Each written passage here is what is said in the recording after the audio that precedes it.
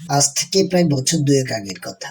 একদিন রাতে হঠাৎ দরজার বাইরে বিড়ালের ডাকের শব্দ। খুলে দেখি একটি বিড়াল বসে আছে। আমাকে দেখেই সে মুখের দিকে তাকিয়ে মিয়াও মিয়াও চিৎকার করতে লাগলো। তাকে কিছু খাবার দিলাম, সে খেয়ে কিছুক্ষণ পর চলে গেল। অতটা খেয়াল করিনি। এরপর দেখি আমার বাসায় তার নিয়মিত আসা যাওয়া শুরু হয়েছে। আমার মিসেস তাকে আদর করে নাম দিয়েছিল জিঞ্জার। তাকে জিঞ্জার বলে ডাকলেই সে সুন্দরভাবে ফ্রেন্ডলি মিষ্টি, কিন্তু তাকে আমরা কখনো বাসায় রাখতে পারতাম না, কারণ আমার বাসায় আরো 3টি বিড়াল আছে, তাদের সমস্যা হতে পারে এই ভেবে তাকে আমরা সবসময় আসলে বাইরেই খাবার। এভাবে দিন কেটে যাচ্ছিল। মাঝে মাঝে সে উদাও হয়ে যেত, আবার ফিরে আসতো। ঈদের কিছুদিন আগে হঠাৎ বেশ কিছুদিনের জন্য সে বাসায় আসা বন্ধ করে দিল। আমার মিসেস তখন নানান চিন্তা করছিল যে জিঞ্জার বেঁচে আছে কিনা, তার কোনো ক্ষতি হলো কিনা এইসব। আমি বললাম আল্লাহ ভরসা। ঠিক ঈদের 2-3 দিনের আগে সে একবার আসলো, কিন্তু তারও স্বাস্থ্যের অবস্থা বেশ খারাপ। সে আবার চলে গেল। গত 3-4 দিন আগে সে আবার যখন ফিরে আসলো, তার দিকে তাকিয়ে দেখি সে ঠিকভাবে হাঁটতে পারছে না। সেই হৃষ্টপুষ্ট জিঞ্জার আর নেই। তখন আমরা তাকে নিয়ে চিন্তায় পড়ে গেলাম। খাবার দিলাম, সে কিছুই খাচ্ছে না। তাকে আমরা খাওয়ানোর চেষ্টা করলাম নানাভাবে,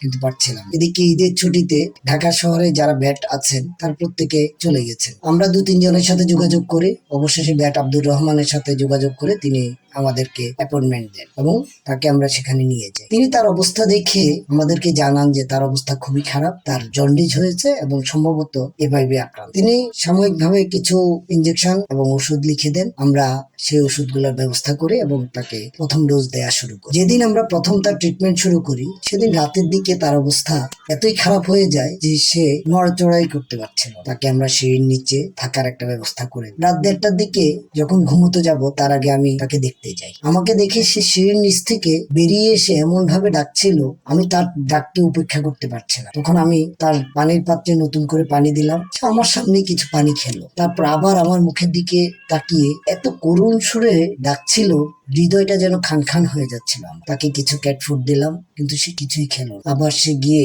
সিঁড়ির নিচে শুয়ে। সেই ছিল তার সাথে আমার শেষ দেখা। সকালবেলা খবর পেলাম জিঞ্জার এই পৃথিবীতে আর নেই। আমাদের প্রায় 2 বছরের মেহমান আমাদেরকে ছেড়ে তার আপনালয়ে ফিরে গেছে। বুক ভরা বেদনা নিয়ে অবশেষে দুহাতে তাকে শেষ বিদায় জানালাম। এভাবেই বুঝি সবাই এই পৃথিবীর মেহমান খানা থেকে একদিন বিদায় নিতে হয়।